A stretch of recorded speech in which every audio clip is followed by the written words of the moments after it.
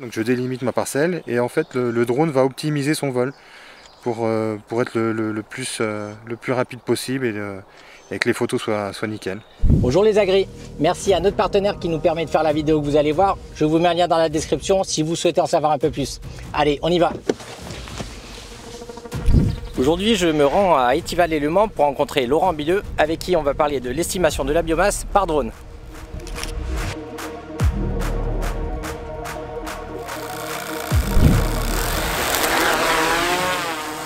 Les agriculteurs peuvent me demander justement de survoler leurs parcelles pour voir au niveau de la modulation d'azote sur leurs parcelles, voir là où il faut mettre de l'azote et là où il ne faut pas en mettre.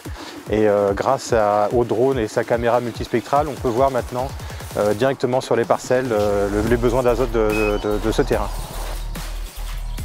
Alors en fait c'est du spectre de l'invisible, c'est un petit peu comme de l'infrarouge. C'est-à-dire qu'on vole au-dessus de la parcelle et ça nous sort directement des images en rouge, vert et jaune en fait en fonction de l'apport d'azote dont a besoin la parcelle. On peut voir en bas qu'il y a 13-14 photos sur 151 qui sont prises. Il est à combien? 119 mètres d'altitude là d'ailleurs. Et puis on peut zapper, hop, on peut voir directement, là c'est le vol au-dessus de la parcelle.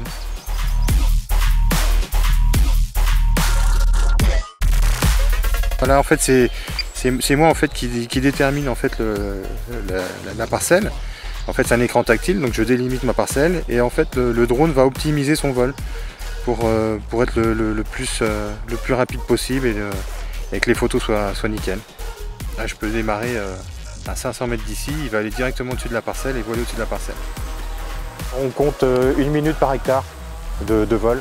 En une journée bien fâchée, on peut faire 400-500 hectares dans la journée. C'est principalement pour tout ce qui est céréales et colza.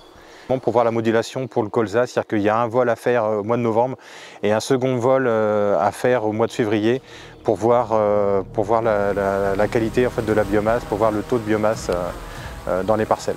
Principalement colza, donc avant et après hiver, et puis pas le blé. Avant les drones et avant, en fait, les agriculteurs faisaient un prélèvement de leurs parcelles et qu'ils devaient envoyer donc, pour analyse. Et c'est comme ça qu'en fait, ils connaissaient la biomasse de leur parcelle. Maintenant, grâce à cette technologie, il n'y a pas besoin d'aller directement sur la parcelle pour faire un prélèvement. On vole au-dessus et on a directement le résultat assez rapidement. L'avantage du drone par rapport au GPS, c'est qu'on n'a pas le problème de couverture nuageuse. On peut voler quasiment par tous les temps, sauf quand il pleut bien sûr. Mais ça nous permet de voler même quand il y a une couverture nuageuse importante alors que le GPS ne pourra pas le faire. La fiabilité a été prouvée, la preuve en est, c'est-à-dire que la parcelle sur laquelle on va voler donc ce matin, elle a déjà été faite il y a quelques temps et l'agriculteur connaissant bien sa parcelle me disait justement que c'était exactement ce qu'il attendait en gros. L'agriculteur contacte la société ExoExpert. Une fois que l'agriculteur a donc passé son appel, moi je reçois donc les missions. Je suis basé en Sarthe, je fais principalement que la Sarthe. J'arrive avec mon drone, je fais mon vol et 48 heures après, l'agriculteur a un rapport détaillé sur l'apport en azote à effectuer sur sa parcelle. Alors le coût pour un agriculteur, c'est entre 10 et 12 € de l'hectare. Tout est intégré, il reçoit le rapport donc, dans les 48 heures et tout est intégré dedans.